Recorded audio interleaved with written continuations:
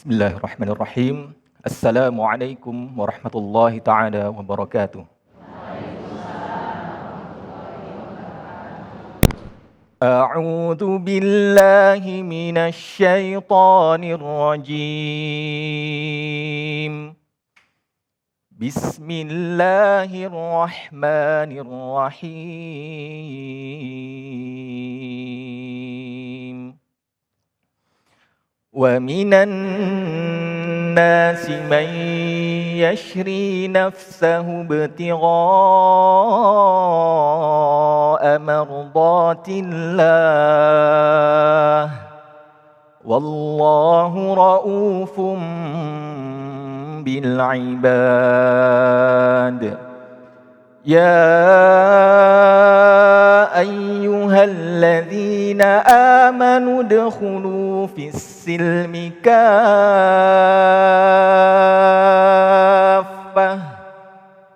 ولا تتبعوا خطوات الشيطان إنه لكم عدو مبين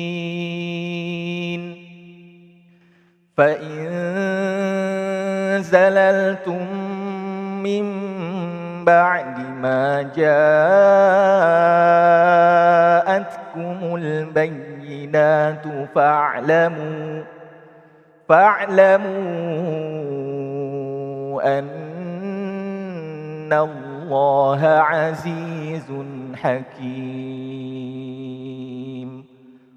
صدق الله العظيم. Assalamualaikum warahmatullahi taala wabarakatuh. Assalamualaikum warahmatullahi wabarakatuh. Alhamdulillahirabbil alamin. Allahumma shalli ala sayyidina Muhammad wa ala ali sayyidina Muhammad. Puji syukur kepada Allah yang kembali mempertemukan kita tentu saja dalam perjalanan majelis ilmu kita Damai Indonesiaku spesial bulan suci Ramadan.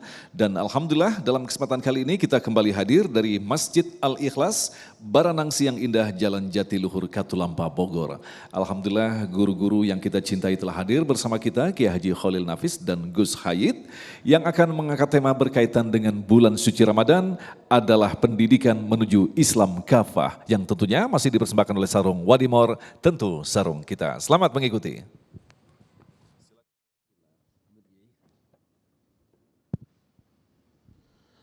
Assalamualaikum warahmatullahi wabarakatuh.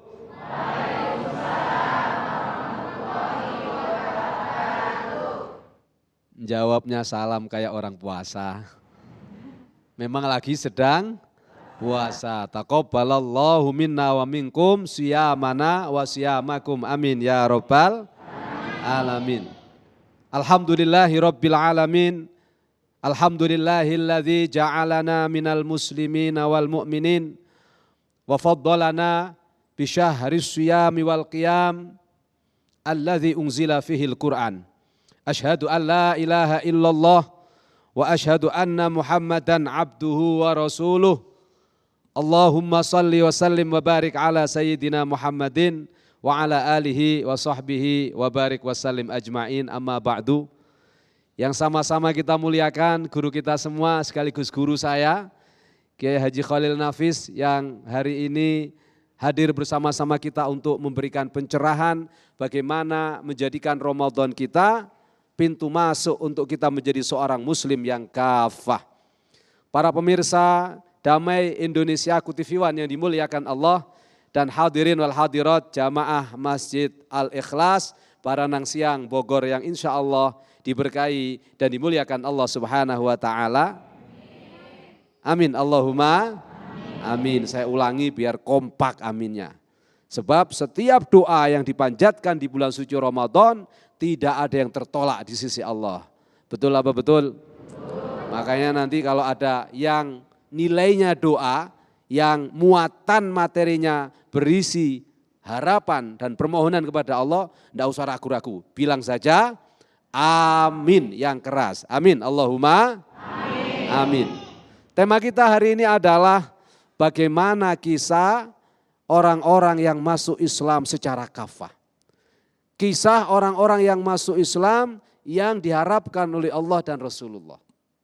Dan bagaimana kita hari ini menjadi umat Rasulullah yang melanjutkan kisah-kisah orang-orang yang masuk Islam secara kafah agar keimanan kita dan keislaman kita kelak akan menjadi hujjah, akan menjadi penolong kita saat kita kembali kepada Allah Subhanahu wa ta'ala. Apa dalil agar kita kalau masuk Islam itu menyempurnakan diri dengan sesempurna mungkin? Tadi teman kita, sahabat kita, sekaligus guru kita sudah membacakan ayat surat Al-Baqarah ayat 208. Allah Subhanahu wa taala berfirman, A'udzubillahi minasyaitonir rajim. Bismillahirrahmanirrahim.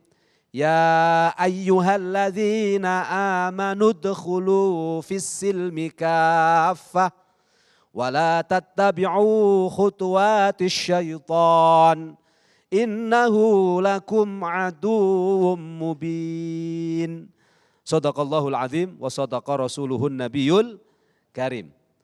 Ayat tadi menurut Imam Wahbah Zuhaili dalam tafsir Al-Wajiz dijelaskan bahwa latar belakang atau asbabun nuzul ayat ini adalah ada seorang sahabat Rasulullah yang dulunya beragama Yahudi. Namanya Abdullah ibnu Salam. Nah, ketika Abdullah ibnu Salam ini masuk Islam, dia masih belum bisa meninggalkan tradisi keagamaan Yahudi dalam dirinya. Sehingga walaupun dia sudah bersyahadat di hadapan Rasulullah, dia masih saja menghormati hari Sabat atau hari Sabtu yang memang diagungkan oleh orang Yahudi. Sebagaimana kalau kita orang Islam, kita diminta memuliakan hari Jumat. Sehingga setiap hari Sabtu atau hari Sabat itu Abdullah bin Salam masih bikin tradisi-tradisi dan amaliyah-amaliyah Yahudinya walaupun dia sudah muslim. Yang kedua, dia masih mengharamkan onta. Padahal dalam agama Islam onta sebagaimana juga sapi, kambing dan seterusnya itu sudah dihalalkan. Nah, percampur adukan tradisi lama dalam agama-agama yang sebelumnya dianut oleh Abdullah bin Salam ini kemudian ditegur langsung oleh Allah dalam Al-Quran dalam surat Al-Baqarah ayat 208 tadi. Maka berdasarkan latar belakang ayat ini kita jadi faham kalau hari ini kita ditakdir oleh Allah menjadi seorang muslim, maka jadilah muslim yang sejati. Jadilah muslim yang benar, jadilah muslim yang seutuhnya. Itulah yang disebut dengan menjadi seorang muslim yang kafah. Muslim yang sempurna. Kafah itu artinya sempurna, seutuhnya atau komprehensif. Dalam hal apa kita menjadi muslim yang kafah? Dalam 3 hal. Sebagaimana yang dijelaskan oleh Rasulullah dalam hadis yang pertama kali diajarkan oleh malaikat Jibril kepada para sahabat di hadapan Rasulullah. Kita harus kafah dalam beragama ini khususnya dalam memegang ajaran Islam dalam akidah. Enggak boleh kita kalau sudah menjadi seorang muslim yang benar, muslim yang sejati, masih memiliki akidah, memahami, meyakini ada kekuatan lain selain kekuatan Allah Subhanahu wa ta'ala. Jadi kalau ada yang meyakini pohon, ada yang meyakini ake ini saya ini agak bagus akeknya. Nanti boleh kalau yang minat nanti hubungi saya. Wah, misalnya, wah ini kalau saya pakai bisa terbang ini dari Baranang Siang ke Jakarta misalnya. Lalu kemudian teman-teman, oke, saya beli 1 miliar. Ya alhamdulillah, tak buat bangun pesantren kalau ada yang mau gitu. Alhamdulillah. Tidak boleh lagi kalau kita sudah yakin dengan keislaman kita, hanya ada satu kata, yaitu kalimat tauhid, la ilaha illallah, la haula wa la quwata illa billahil aliyil azim. Itu adalah ukuran pertama kita menjadi muslim yang kafah secara akidah. Yang kedua, kita harus menjadi muslim yang kafah secara syariah. Nah kalau sudah secara syariah, berarti amalan-amalan kita nggak boleh bercampur baur dengan bid'ah. Betul apa betul? Nah tapi hati-hati, jangan dikit-dikit bid'ah. Karena berbeda pandangan dianggap bid'ah. Nah itu yang salah juga. Berarti dia belum menjadi muslim yang kafah. Karena kalau dia menjadi muslim yang kafah secara syariat, dia akan paham ukuran bid'ah adalah ini, ukuran tidak bid'ah adalah ini. Nah, kalau sudah kita bisa kafah dalam akidah dan syariah, kafah ketiga yang harus kita sempurnakan sebagai seorang muslim sejati adalah kafah secara akhlak. Kafah secara akhlak. Karena akidah, syariah dan akhlak ini adalah satu kesatuan dalam kita memahami ajaran Islam. Satu kesatuan dalam kita memegang dan mengamalkan ajaran Islam. Kalau orang hanya mengandalkan akidah tapi syariatnya tidak dijalanin, sempurna enggak Islamnya? Sempurna enggak? Ngaku Islam, ngaku Muslim, KTP-nya Islam, KTP-nya Muslim, tapi waktunya bulan suci Ramadan enggak puasa. Sempurna apa enggak? Tidak, karena apa? Akidahnya benar, dia sudah mengatakan la ilaha illallah Muhammadur Rasulullah, tetapi dia tidak menjalankan rukun Islam. Puasa rukun Islam yang keberapa? Keempat, berarti enggak sempurna. Nah, kalau sudah menjalankan akidah dengan benar, syariah dengan benar, tapi hidupnya ngawur, tidak punya sopan santun, dan suka menyakiti orang lain. Berarti keislaman dia belum kafah. Karena apa? Memang dia sudah bersyahadat, memang dia sudah mengerjakan sholat di waktu sholat, dia mengerjakan zakat ketika harus membayar zakat, sudah sampai 1 nisab, dan dia sudah puasa di bulan suci Ramadan, dia berhaji ketika mampu, tapi dia tidak menjaga lisannya. Lisannya setiap saat dan waktu selalu digunakan menyakiti orang lain.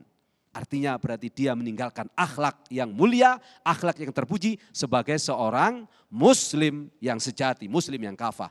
Maka menjadi muslim yang kafah ini harus tiga-tiganya. Tidak boleh hanya satu segmen, tidak boleh hanya satu sesi, tidak boleh hanya satu bagian. Itulah yang disebut oleh Syekh Wahbah Zuhaili, udkhulu fis silmi kafah bikulliyatihi, laisa bijuz'iyatihi. Nah, untuk bagaimana penjelasan berikutnya nanti kita akan uraikan pada segmen setelah yang berikut ini. Baik. Sallallahu alaihi wasallam. Terima kasih Gus Haid, dan tentunya kita ingin mengetahui bahwa di bulan suci Ramadan dengan berbagai macam bentuk ibadahnya, dari sholat-sholat wajib, kemudian juga sholat-sholat sunnah, kemudian ada zakat di situ, ada saum di situ, dan berbagai macam bentuk ibadah lainnya mampu membentuk Islam yang kafah. Lantas apa kaitan sesungguhnya dengan ibadah di bulan suci Ramadan yang akan melahirkan pribadi-pribadi muslim yang kafah? Insya Allah Kiai Haji Khalil Nafis akan menjawabnya selepas pesan-pesan berikut ini. Damai Indonesiaku.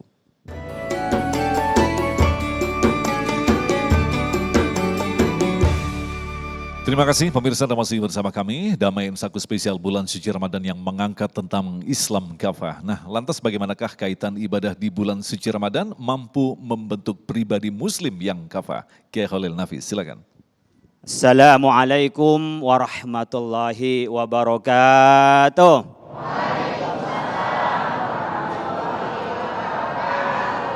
Alhamdulillahilladzi kataba alaikum bisyami syahri Ramadan la'allakum tattaqun. Wassalatu wassalamu ala Rasulillah wa ala alihi wa ashabihi wa mawala. La haula wa la quwata illa billah. Subhanaka la ilma lana illa ma 'allamtana innaka antal alimul hakim. Bapak Ibu sekalian, jemaah Masjid Al-Ikhlas rahimakumullah. Tadi Ustadz Gus Haid 80. Ini IG-nya ada 80-nya, Bu. Nah, follow katanya, Bu. Menyampaikan tentang fisil mikafah, masuk Islam secara keseluruhan, mengambil dari Syekh Wahbah Az-Zuhaili, Syekh Wahbah Az-Zuhaili bi kulliyatihi la bi juz'iyatihi. Masuk Islam jangan setengah-setengah, jadi yang totalitas. Jangan pas giliran ada pembagian sembako masuk masjid. Giliran ngaji nggak datang. Ini tapi nggak ada di sini nih. Giliran zakat saya orang yang berhak terima zakat. Tapi ketika diajak sholat entar dulu. Itu namanya orang separuh-separuh. Ketika masuk Islam ya udah masuk Islam keseluruhannya. Jangan hanya ketika enak masuk Islam, giliran tidak enak entar dulu. Makanya Abdullah bin Salam ini anak muda Yahudi yang masuk Islam ketika Nabi hijrah. Ketika Nabi hijrah dari Mekah ke Madinah, Nabi Muhammad dilihatnya meriah diterima oleh orang-orang Madinah. Abdullah bin Salam anak muda Yahudi, pinter nih orang ini. Lalu dia melihat pada wajah Rasulullah, wallahi laisa biwajhin kadzabin, demi Allah ini bukan wajah pembohong. Jadi ibu bapak sekalian tahu mana wajah orang jujur, mana wajah pembohong. Dari sini bisa kelihatan mana wajah yang sering tahajud, mana yang wajah sering bangunnya kesiangan. Bisa kelihatan mana yang wajah ahli sorga, mana yang wajah dekat-dekat neraka. Coba lihat kanan kirinya ibu. Coba lihat, ini ahli sorga, ahli neraka ini. Yang alisnya nyambung, yang gitu terus, ini agak dekat-dekat neraka bu.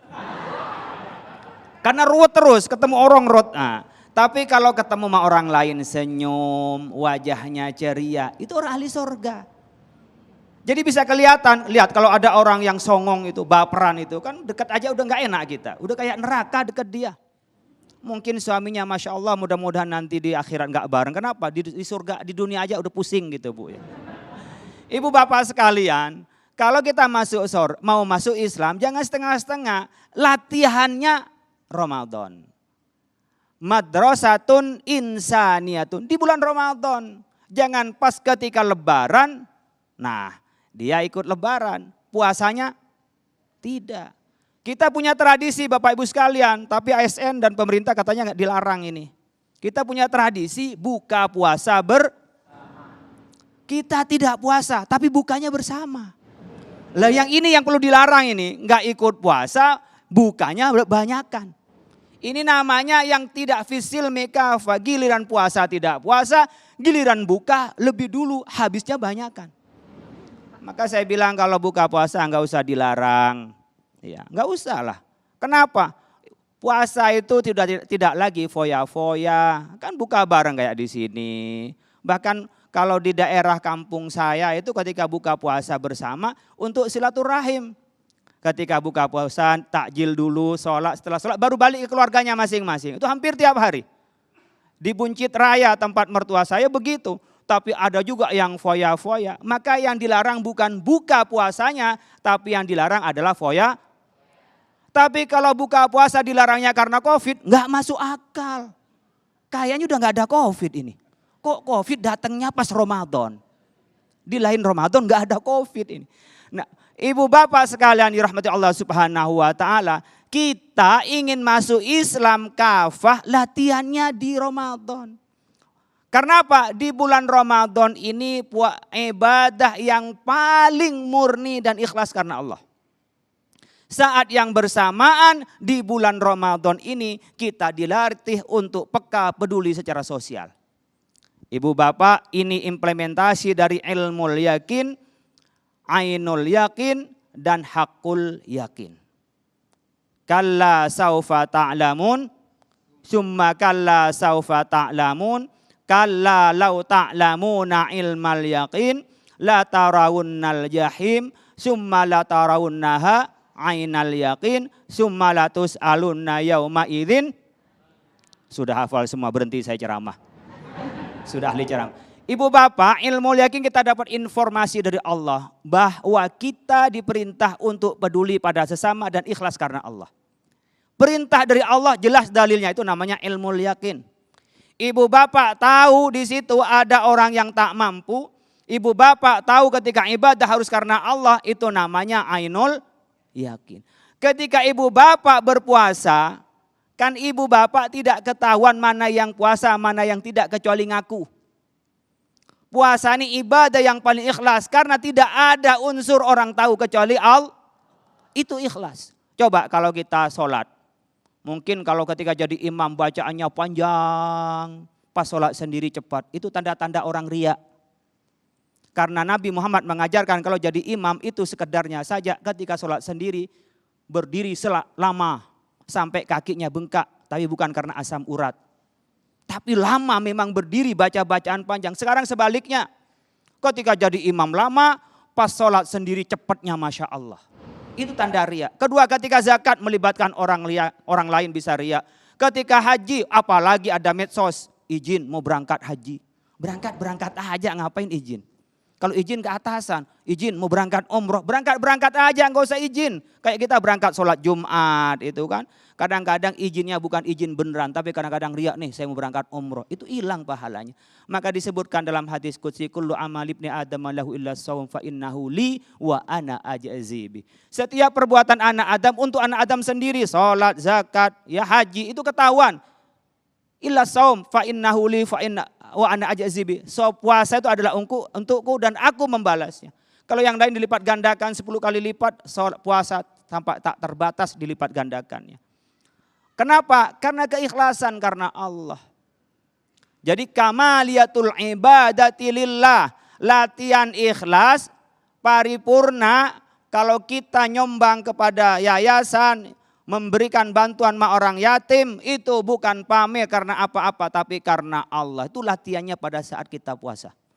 Gimana Ustaz kalau umpamanya ada kita pembagian lalu ditampilkan di depan, biar yang lain ikut nyumbang. Tapi kalau kita nyumbang, udah gak usah beritahu, ikhlas. Kita minta apa? Kepada Allah Subhanahu wa ta'ala. Mungkin orang yang kita bantu malah tidak pernah berbuat baik kepada kita. Itu juga adalah ujian apakah kita ikhlas membantu atau tidak. Sering Bapak Ibu sekalian kalau minta harapan dari orang yang dibantu, kadang-kadang itu malah kecewa. Coba jangan minta dari orang yang dibantu, tapi minta kepada Allah. Yang kedua Bapak Ibu sekalian, kita dilatih oleh Allah kepekaan sosial. Kalau hanya informasi Pak, orang nggak mampu itu kelaparan, orang lapar itu sakit Pak, sedih, melas, itu hanya informasi ilmu yakin. Ketika ngelihat orang miskin nyata ada depan kita itu baru ainul yakin. Tapi kita harus merasakan namanya, ketika merasakan itu namanya hakul yakin.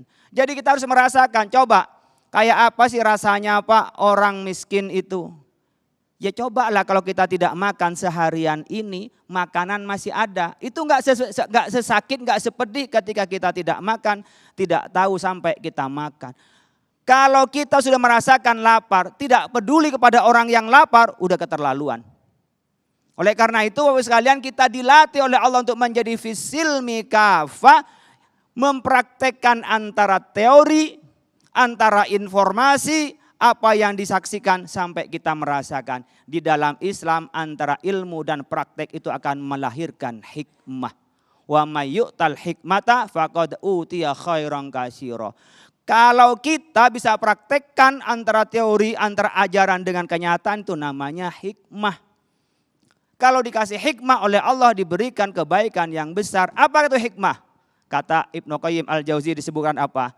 Fi'lu ma yambawi ala wajhi ma yambawi fi waqti ma yambaghi. Hikmah itu Bapak Ibu sekalian, kita bisa mendapatkan hikmah kalau kita bisa mengerjakan sesuatu yang pantas. Bukan hanya benar, tapi pantas. Dengan cara yang pantas. Di waktu yang tepat. Kadang-kadang bagus, baik, tapi waktunya enggak tepat, momentumnya enggak jadi baik. Kadang-kadang perbuatan baik tapi caranya tidak baik. Kayak kita ingin kebaikan, negor orang lain malah jadi masalah. Oleh karena itu kita lahir hikmah kalau bisa mengerjakan teori dengan prakteknya dan latihannya adalah puasa. Terima kasih Kiai dan pemirsa yang dirahmati Allah. Tentu saja untuk melengkapi tema bahasan kita dengan tema yang sangat menarik sekali. Menjadikan pribadi kita menjadi pribadi muslim yang kafah. Kita akan segera jawab pertanyaan-pertanyaan Anda. Selepas pesan-pesan berikut ini, Damai Nusa yang bersemakan oleh Sarung Wadimor. Tentu sarung kita.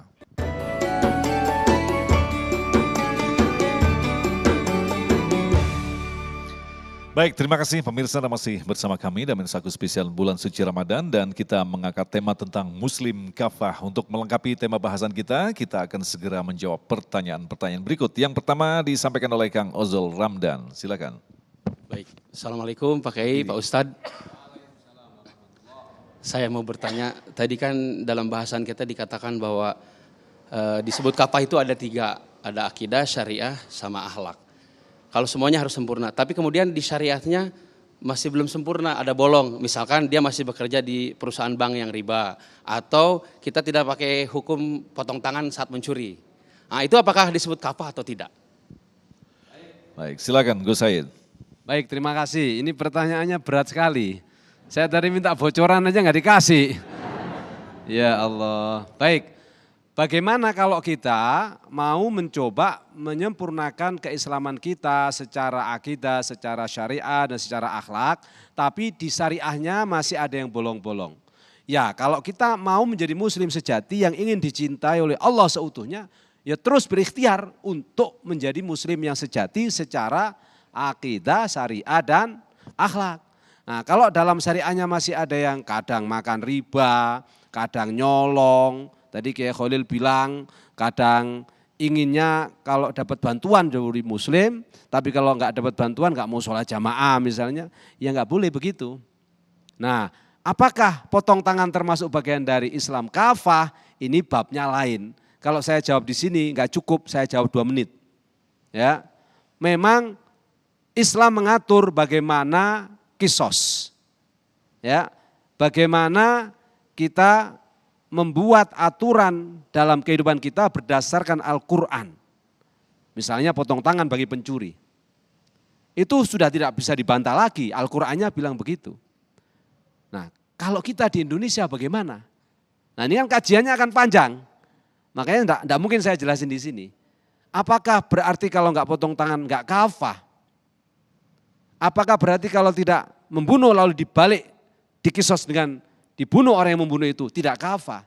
Jawabannya terkait dengan bagaimana kita hidup dan di mana kita tinggal.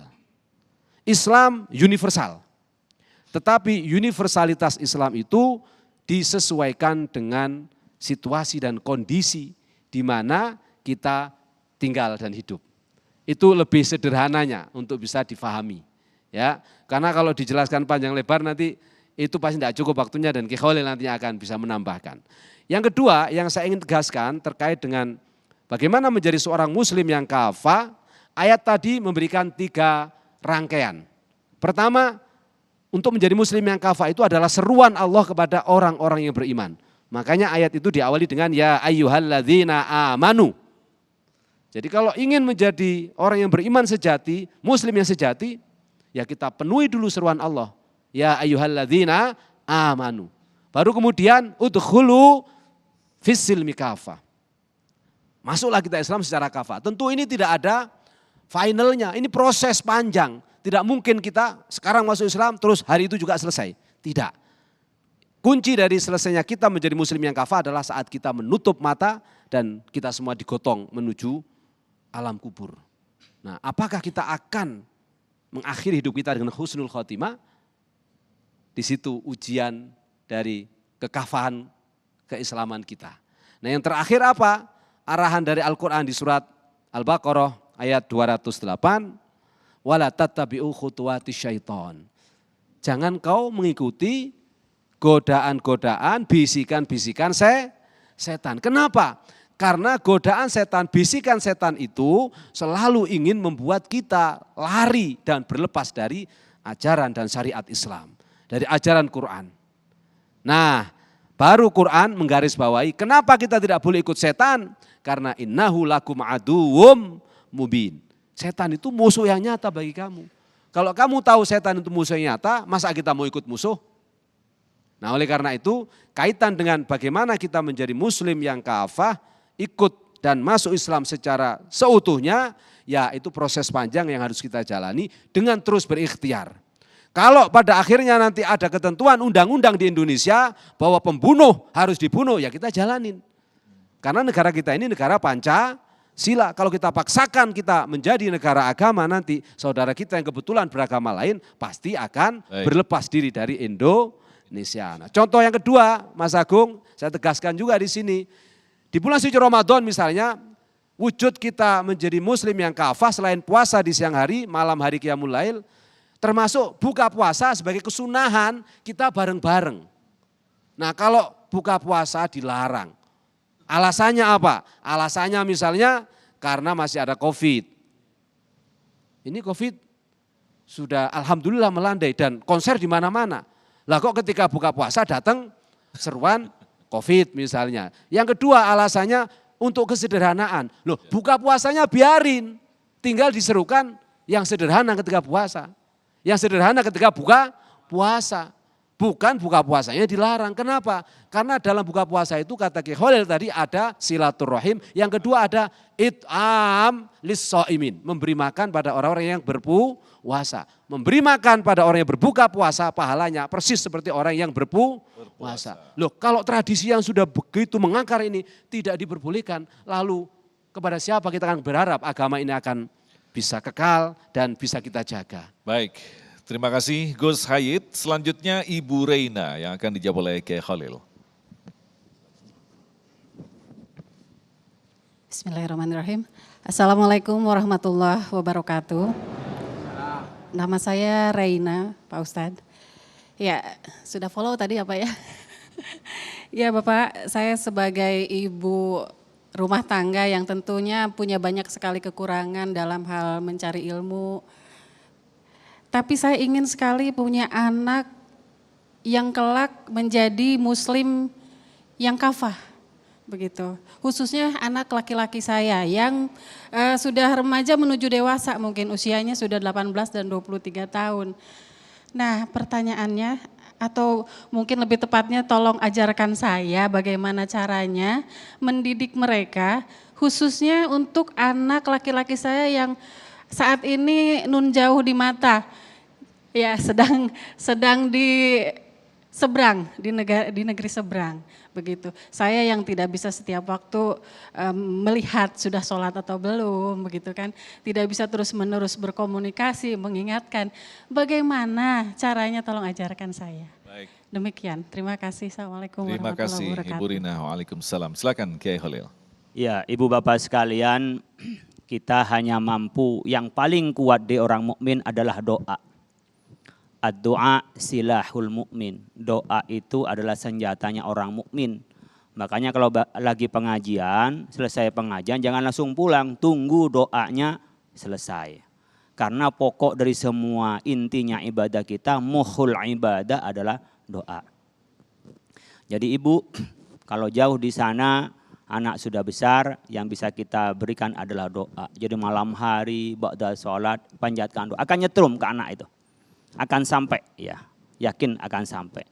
Yang kedua, kalau masih kecil, Ibu Bapak sekalian salin berdoa, Rabbana hab lana min azwajina wa dzurriyyatina qurrata a'yun waj'alna lil muttaqina imama. Menjadi qurrata a'yun, menjadi permata. Karena kadang-kadang anak itu bisa saja jadi musuh.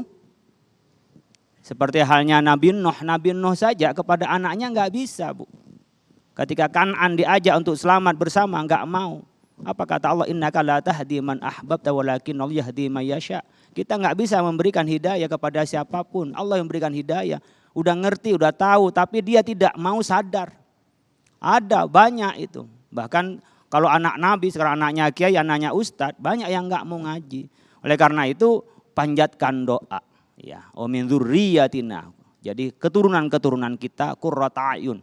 Dan doa waj'alna lil muttaqin, jadikan ya Allah imamnya orang-orang yang bertakwa, pemimpinnya orang-orang bertakwa. Ini doa.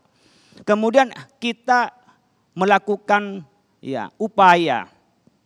Upaya yang bisa dilakukan adalah sedari kita menentukan calon pasangan, istri, suami itu sudah arahnya gimana punya anak yang baik. Enggak sekedar cantik, enggak sekedar kaya, enggak sekedar hanya bangsawan. Tapi ini dari keluarga baik-baik, anaknya baik-baik atau tidak. Mulai dari situ, mulai menentukan jodoh. Cara mendapatkan jodoh, maka orang tua dulu ngajarin. Jangan nyari di pasar-pasar, dia hiburan-hiburan. Kenapa? Anaknya susah nanti, dapatnya di hiburan juga. Bahkan kenapa banyak orang tua ngajarin ketika kita masih tunangan, dulu kan gak ada pacaran. Jangan dekat-dekat. Kenapa? Belum halal, kalau sudah halal silahkan. Tetapi membatasi biar apa? Anaknya jadi orang baik. Ketika hamil dibacain Al-Quran, ya didoain. Bahkan dia tidak berani ngomong apa-apa tentang orang lain. Awas nanti ngomong apa-apa anakmu kena. Kan gitu orang tua dulu ngajarin. Untuk apa? Benar-benar menjaga dari yang anak dikandung itu. Jangan sampai makan yang haram berakibat kepada anaknya. Mungkin tidak secara langsung ya. Kalau kita kemarin baru mendengar, oh ternyata dari anaknya yang borju, hedon, orang tuanya kena kan gitu kan. Karena memang ada akibatnya dari apa yang kita makan, yang kita kumpulkan. Jadi kita Bapak sekalian punya anak yang baik itu bukan mudah. Selain upaya kita adalah juga petunjuk dari Allah. Setelah berjalan anak sudah dilahirkan, diberi pendidikan agama pertama kali. Ini orang-orang sekarang ini kan banyak mikirnya anak kita nanti jadi apa, penghasilannya apa, dapat pekerjaan di mana, bahkan belum masuk sekolah pun nanya mau kerja di mana. Tapi nggak pernah nanya sama anak kita nanti imannya kuat apa enggak. Sekarang sudah masuk semua di setan gepeng, mana setan gepeng itu? Nih di sini semua nih, ini setan gepeng nih. Ya, ada di sini semua Bu. Yang membuat murtad, membuat jahat ada di sini semua. Anak-anak sekarang dan tidak bisa lepas dari setan gepeng ini. Gimana dijadikan sorga yang mengantarkan pada sorga isi-isinya yang bagus-bagus. Dari mana? Ajari anak-anak agama. Pondasinya itu agama. Soal setelah agamanya kuat, lihat pengen pilot, ingin jadi apa, silahkan. Tapi harus dikuatkan agamanya. Jadi jangan berharap anak kita jadi orang sebaik-baiknya.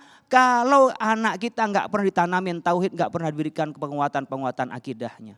Dan kewajiban kita adalah iman dan akidah. Kalau ini sudah kita upayakan ternyata Allah belum memberi, serahkan kepada Allah.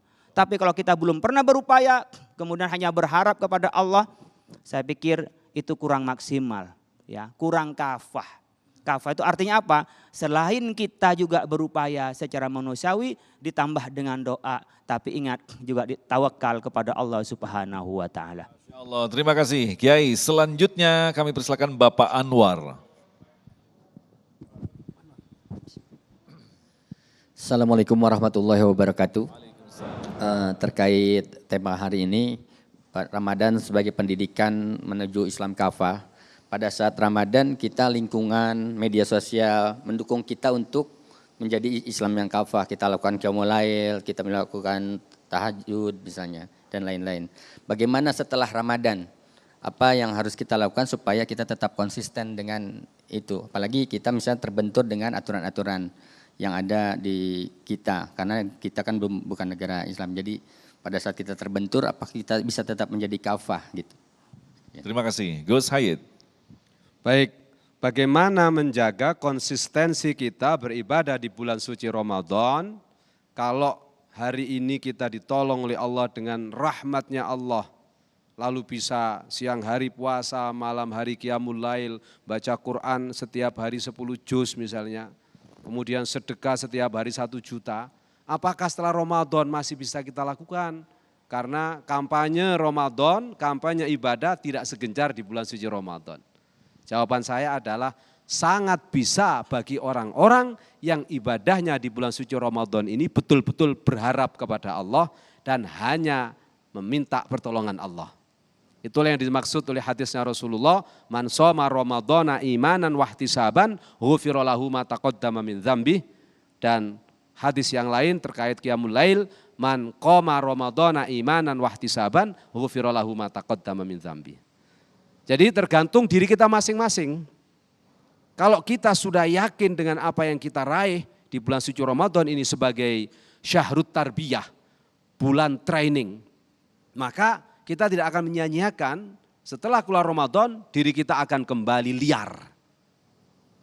Disitulah Islam mengatur setelah kita selesai berpuasa di bulan suci Ramadan, 1 hari yaitu 1 Syawal kita haram berpuasa. Karena itu adalah Idul Fitri, hari lebarannya kaum muslimin. Yaumul Bara'ah.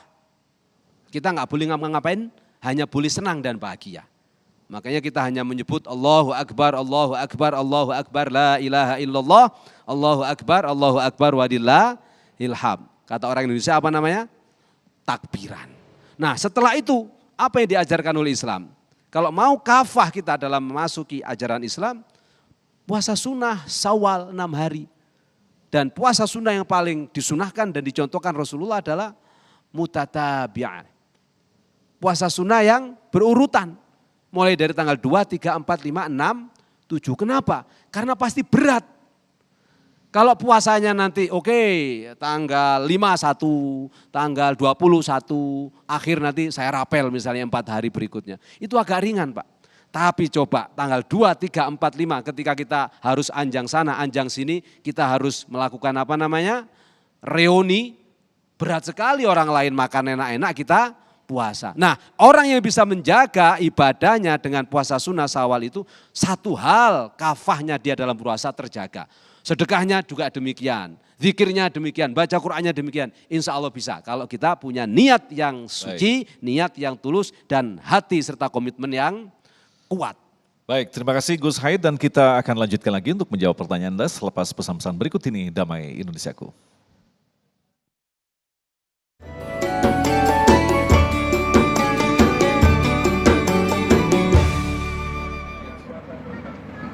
Assalamualaikum pemirsa, alhamdulillah bisa menyapa kembali pemirsa di bulan Ramadan kali ini. Semoga semua ibadah kita di bulan baik ini dapat diterima Allah Subhanahu wa taala dan mendapatkan ganjaran pahala nantinya. Amin amin rabbil alamin.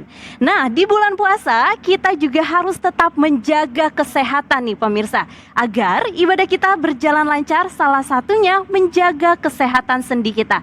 Jangan sampai kaku dan nyeri sendi mengganggu waktu kita sedang semangat beribadah. Nah, coba konsumsi ini.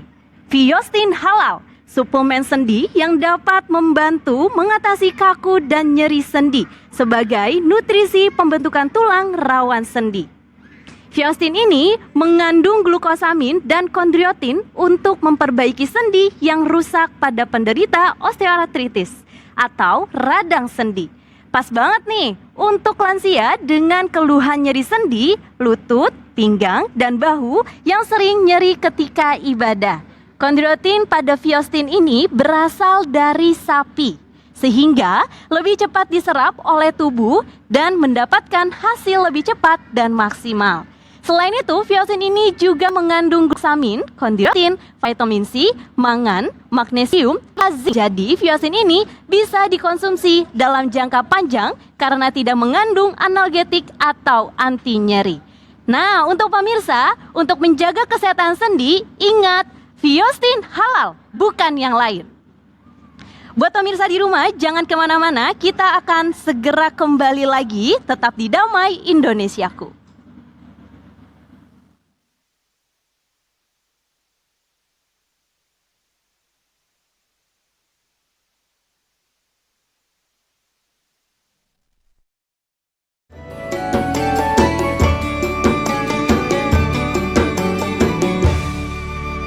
Terima kasih pemirsa, Anda masih bersama kami Damai Indonesiaku. Kita akan lanjutkan lagi untuk mendengarkan pertanyaan selanjutnya yang akan disampaikan oleh Ibu Fitri yang akan dijawab oleh Kiai Khalil.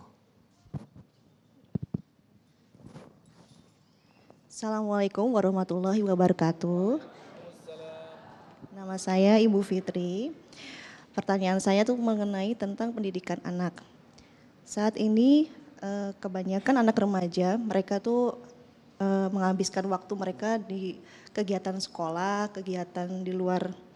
Bahkan mereka itu tidak memungkiri mereka tuh kebanyakan menghabiskan waktu dengan gadget.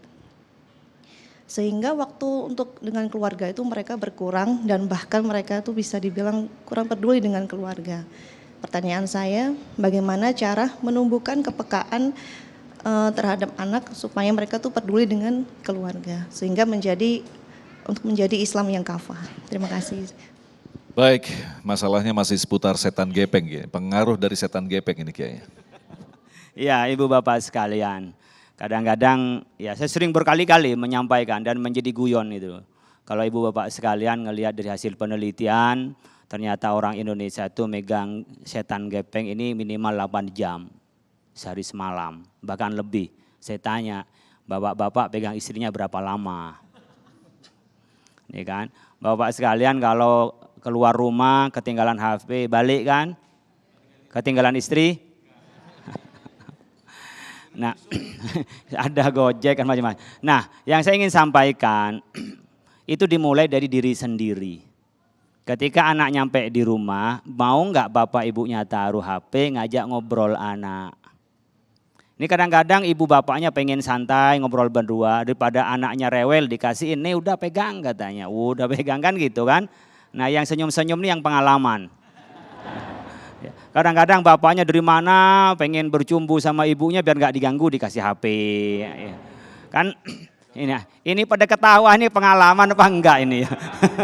Nah maksud saya ini dimulai dari diri sendiri. Kalau pengen anak kita aware, anak kita juga bisa punya kepekaan, dimulai dari kita punya kepekaan. Jangan-jangan orang tua datang ya, anak repot dengan gadget karena ketika anak datang kita repot dengan gadget. Atau jangan suami datang udah nggak tahu, udah ada ya. Saking asiknya nggak tahu ada orang masuk dari pintunya. Kan ketika asik kita konsentrasi kan nggak bisa dua ya, ketika asik orang nyampein salam ya, ngetuk pintu nggak tahu pokok udah masuk, oh udah ada orang ya. Apalagi suami bisa masuk sendiri gitu. Kita juga anak datang ke sekolah nggak disapa, akhirnya nggak ada kepekaan. Coba ketika orang datang ya, suami datang, istri datang ditaruh lalu menyapa, anak datang diajak ngomong. Akhirnya apa? Anak tahu kapan pegang gadget, kapan tidak. Jadi apalagi sekarang sudah bisa dibatasi, kalau dulu karena COVID belajarnya pakai gadget. Ya, pegang begini bukan karena belajar tapi kemana browsingnya. Pas ada orang tuanya baru balik lagi ke belajarnya, ke Zoom-nya kan gitu. Oleh karena itu dimulai. Ini sesuatu yang tak diingkari dalam keluarga. Karena kalau seperti saya ya, sampai 1 jam orang WA nggak dijawab, dia nelpon, jadi rame jadinya. Jadi memang harus dijawab, 1 jam harus dibuka. Karena kerjaannya banyak di WA. Ya, mengkoordinasi pesantren saya juga dari WA dan seterusnya. Tapi nyampe di rumah kita taruh, kapan kita bisa makan bareng. Umumnya ketika mau buka puasa yang gampang-gampang lah. Coba menjelang buka puasa itu ajak ngobrol, taruh semua gadgetnya, kita ngobrol. Sehingga ketika buka puasa bareng dengan keluarga itu bisa lebih akrab. Jadi quality time, ya, memberikan kualitas waktu kepada anak, keluarga dimulai. Jadi diberi penyadaran. Karena kalau disuruh anak di rumah anti gadget sama sekali itu nggak mungkin. Mustahil. Ya, karena dia hubungan dengan temannya apa macam-macam lah. Pasti dia jadi masalah dalam rumah tangga kalau nggak ada HP. Yang paling mudah adalah masukkan pesantren. Nah, kalau di pesantren saya nggak ada yang boleh bawa gadget. Minggu boleh nelpon. Tapi kalau mau dia untuk belajar, buka ada komputer, ada lab di pesantren saya. Jadi sekarang banyak orang yang sudah nggak kuat di rumahnya pesantren. Dan pesantren itu bukan buangan. Ya, jangan dikira pesantren itu buangan. Masuk perguruan tinggi negeri, Benafi juga banyak di pesantren. Yang kuliah ke luar negeri juga banyak di pesantren. Yang jadi presiden juga ada dari pesantren. Yang jadi wapres ada itu ya. Yang jadi menteri nggak kehitung gitu. Jadi kalau hanya ingin jadi yang masuk surga apalagi insya Allah kan gitu.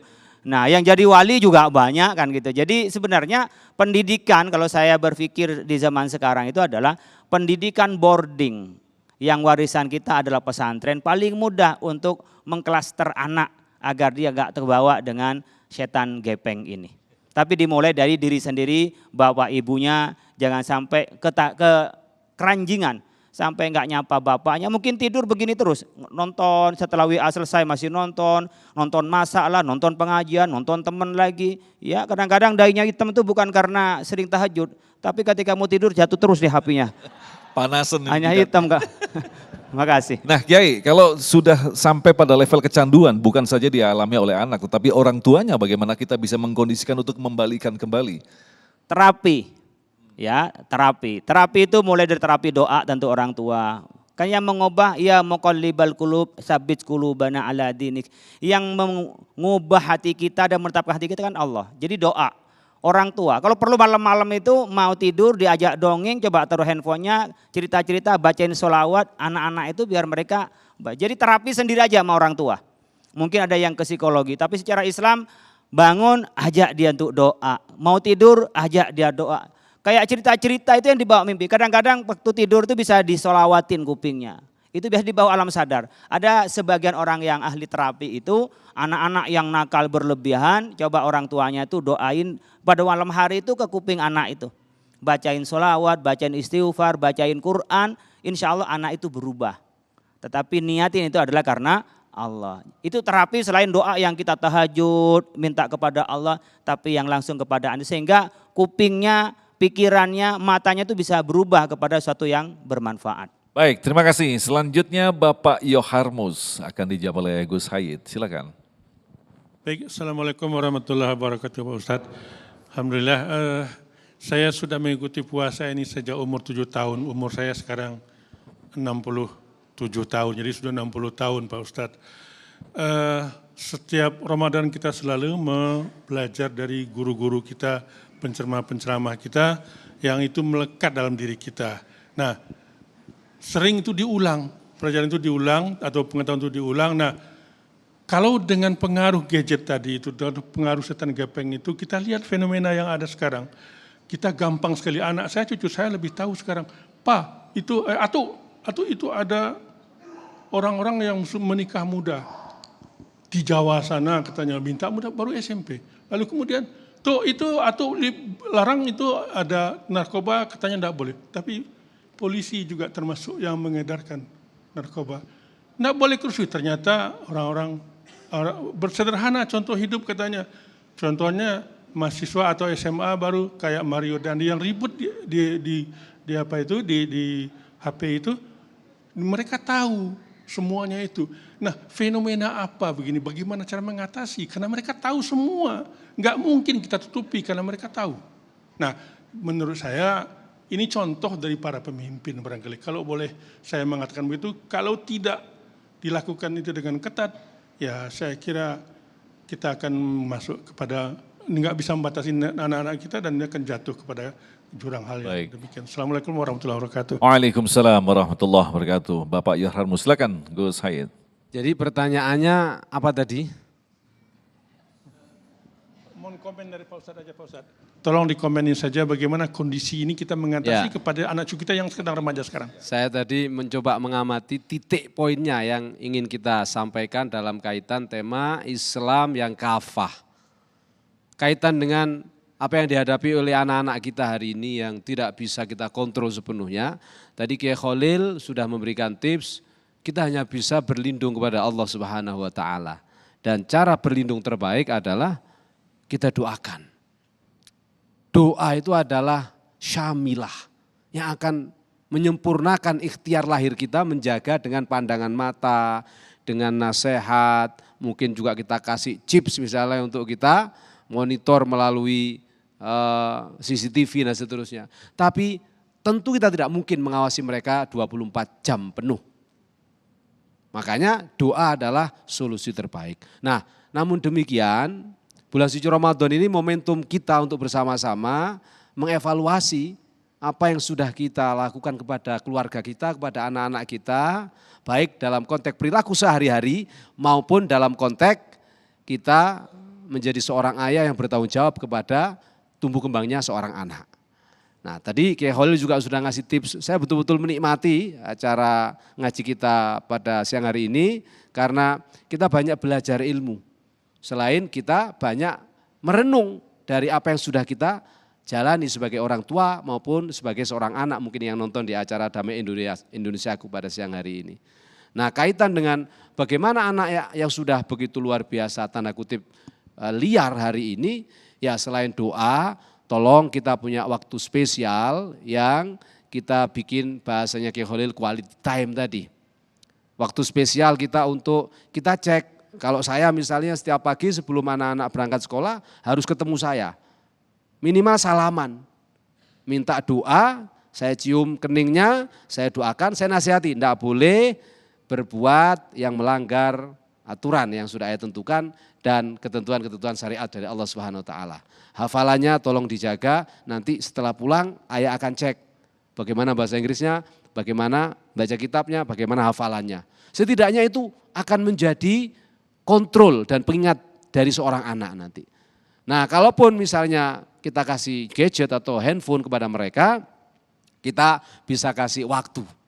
Ya, kebetulan alhamdulillah masing-masing punya pengalaman. Tapi saya kira ibu-ibu dan bapak-bapak juga punya pengalaman bagaimana mengatur gadget untuk anak-anak.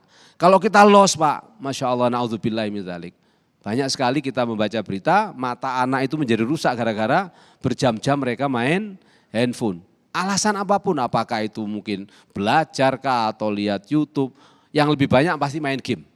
Nah, itu yang paling pokok. Nah, bagaimana kita agar mengatur mereka lebih bisa menerima aturan-aturan timing kita atau waktu kita mereka bermain handphone, kita ajak main dengan aktivitas langsung.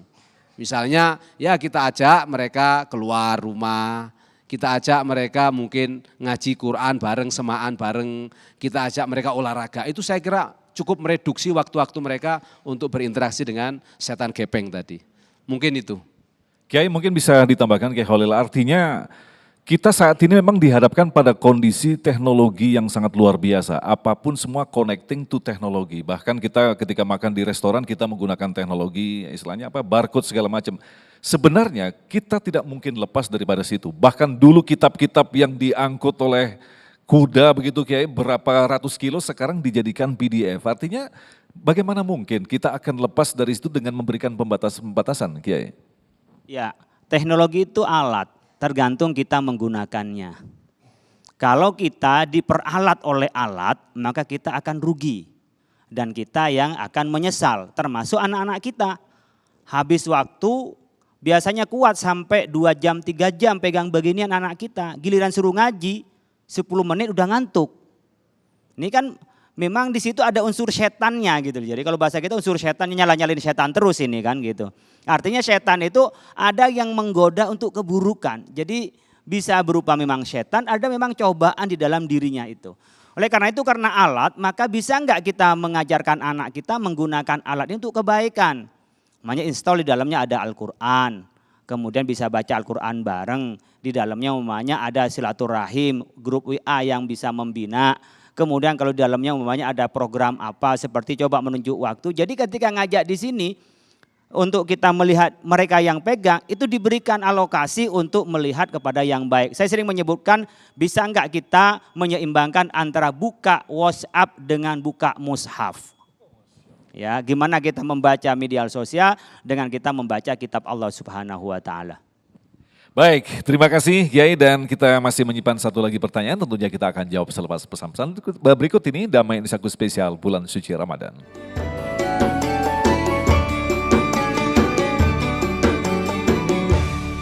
Baik, kita kembali bersama Damai Nusaku dan segera kita akan jawab pertanyaan yang terakhir yang akan disampaikan oleh Ibu Yuli yang akan dijawab oleh Kiai Khalil Nafis. Silakan Bunda. Assalamualaikum warahmatullahi wabarakatuh. Nama saya Ibu Yuli. Yang ingin saya tanyakan Pak Ustadz, ciri-ciri bagi orang yang sudah masuk Islam secara kafah. Terima kasih. Assalamualaikum warahmatullahi wabarakatuh. Waalaikumsalam warahmatullahi wabarakatuh. Silakan Kiai. Ibu bapak sekalian, orang disebut kafah ketika dia sudah menjadi muttaqin. Orang yang bertakwa kepada Allah. Yaitu fimtithali awamiri wajitina binawahihi. Mengikuti perintah-perintah Allah, menjauhi larangannya. Apa di antaranya? Alladzina yu'minuna bil ghaibi wa yuqimuna sholata wa mimma razaqnahum yunfiqun. Perilakunya dia iman bahwa setelah kehidupan dunia ada akhirat, ada sorga, ada neraka, qada qadar, takdir baik dan buruk dari Allah Subhanahu wa taala. Bisa dilihat dalam perilakunya, ibadahnya adalah mendirikan sholat. Dan kalau dia punya harta, punya kesempatan, itu berinfak. Orangnya bersedekah, as-sadaqatu burhanun. Orang yang bersedekah tanda dia beriman. Karena kalau orang nggak beriman berpikir dari uang 50 juta dikeluarkan 10 juta tinggal 40. Orang yang tidak beriman, hitung-hitungannya begitu. Orang yang beriman enggak, yang ditabung 10, yang 40 yang habis. Karena yang diambil di akhirat yang 10 yang sedekahkan itu. Ini dalam perilaku ibadah yang hablum minallah. Kalau tanda-tandanya kafah untuk kehidupan manusia disebut dengan tentang muttaqin bahwa dunia, bahwa sorga seluas dunia langit bumi ini wa'iddat lil muttaqin. Apa? Alladzina yunfikuna fis sarra wad dharra wal kadhiminal ghaidha wal 'afina 'anil nas.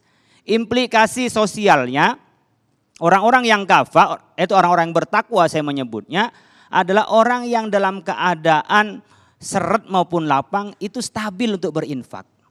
Infak yang paling mudah apa? Sedekah yang paling mudah. Senyum. Coba ibu senyum. Ibu senyum. Susah amat sih. Pak senyum pak. Coba ibu bisa enggak ketika keluar rumah dalam keadaan sumpek itu bisa senyum sama orang lain. Ini ringan kan? Bukan ketika pas baru dapat informasi baik, baru gajian, baru dapat bonus, ketemu orang, enak. Bisa enggak lagi sumpek, suami enggak pulang-pulang 3 kali lebaran? Ini siapa ini? lagi tidak punya duit, anak sakit, informasi keluarga nggak nyaman, sedang kerjaan tidak stabil, bisa nggak ketemu orang itu senyum kayak nggak ada apa-apa? Imbang fisarra wa dharra. Kalau itu bisa, itu tanda sudah kafah. Karena semua sudah diserahkan kepada Allah. Wal kadhiminal ghaidha, orang yang bisa memanage emosi. Bukan tidak emosi, punya emosi, marah, jengkel. Saya aja kadang-kadang masih belajar, ya. Kadang-kadang kalau saya ketemu orang, saya sedang nyari sandal mau pergi, orang minta foto, ceplak-ceplak minta foto. Itu kadang-kadang saya jengkel, cuma saya naruh pikiran. Ini ustadz nih ya, ustadz yang kadang-kadang diajak foto itu. Kita lagi nyari ini mau ambil wudhu, diajak foto dulu. Mau sholat, diajak foto dulu. Kadang-kadang jengkel, orang nggak tahu apa orang mau ibadah itu.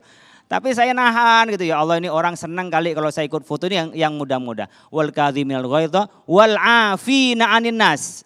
Pemaaf. Tidak lupa nggak apa-apa. Diingat orang berbuat salah atau kita berbuat salah atau orang nyakitin diingat. Tapi dimaafin. Itu tanda-tanda orang beriman dan bertakwa dan itu disebut dengan kafah. Terima kasih. Baik, terima kasih Kiai Haji Khalil Hafiz, Gus Hayit yang telah memberikan ilmu yang sangat luar biasa sekali. Insya Allah akan memberikan manfaat bagi kita bersama. Dan terakhir nanti kita akan berdoa mudah-mudahan kita termasuk orang yang dimudahkan untuk menyempurnakan kualitas keimanan kita sehingga sampai pada derajat yaitu seorang muslim yang kafah. Tetaplah bersama kami, Damai Indonesiaku.